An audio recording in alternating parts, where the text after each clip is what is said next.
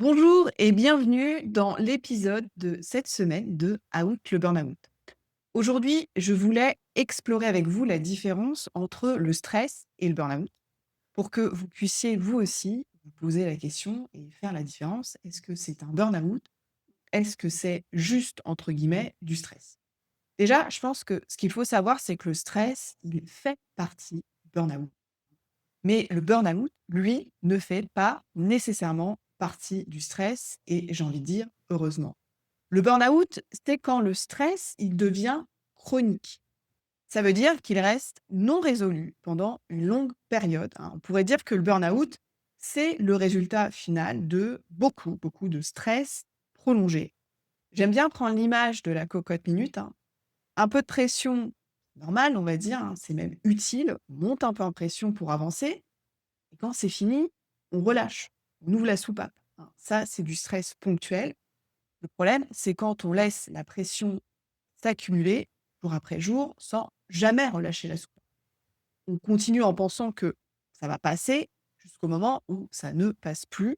Et là, on ne contrôle plus rien, la pression prend toute la place.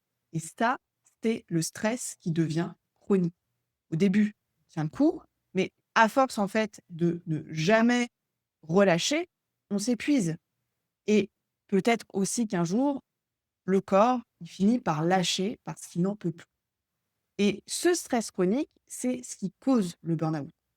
Finalement, la question à se poser, ça pourrait être de savoir si votre stress, il est devenu tellement chronique que vous êtes déjà en burn-out parce qu'on ne peut pas faire un burn-out sans stress. Mais comme je vous le disais, vous pouvez très bien vivre du stress sans être en burn-out. On croit souvent que pour aller mieux, en fait, il faudrait se débarrasser de tout le stress.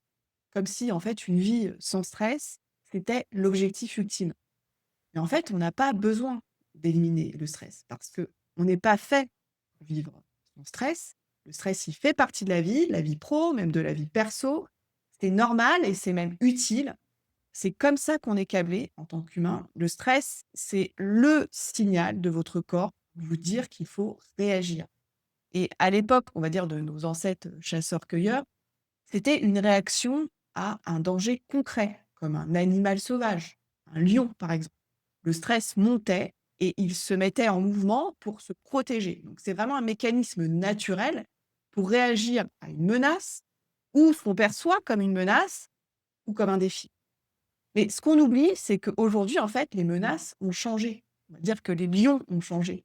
On n'a plus besoin de se battre, hein, pour, survivre, mais notre cerveau, lui, ne fait pas la différence. Aujourd'hui, nos lions modernes, j'ai envie de les appeler comme ça, ce sont nos deadlines, la surcharge, les notifications, les messages qui attendent une réponse immédiate, la pression qu'on se met soi-même ou ce qu'on imagine que les autres attendent de nous. Donc il y a beaucoup de raisons pour lesquelles on accumule du stress sans s'en rendre compte. Ça peut venir de notre éducation, de notre métier, de notre rôle dans la famille, de notre besoin de performance ou même l'idée qu'on n'a pas le droit de demander de l'aide. Donc, c'est pas juste un agenda trop chargé, hein, c'est tout un système qui nous pousse à ne pas écouter les signaux et sans même vous en rendre compte, vous pouvez passer vos journées, j'ai envie de dire, en mode survie. Et le problème aujourd'hui, c'est qu'on vit dans une société qui valorise le stress. Comme s'il fallait être débordé hein, pour être crédible, comme si être épuisé, preuve qu'on était impliqué, c'est devenu la norme, sauf que cette norme, elle nous use à petit feu. À la base, le stress, c'est, je vous disais, une réaction court terme, qui a une fin, ça arrive, ça s'arrête, on referme le cycle et ça ne laisse pas de traces. Mais quand on laisse le stress s'accumuler jour après jour sans jamais récupérer, c'est là qu'il devient chronique et à force, il finit par mener au burn-out. Le stress, à petite dose, peut donner un coup de boost. Il peut aider à traverser une période chargée, mais quand il dure trop longtemps, sans pause, sans retour calme, finalement, il ne stimule plus, il épuise et c'est là que les premiers signes d'épuisement apparaissent.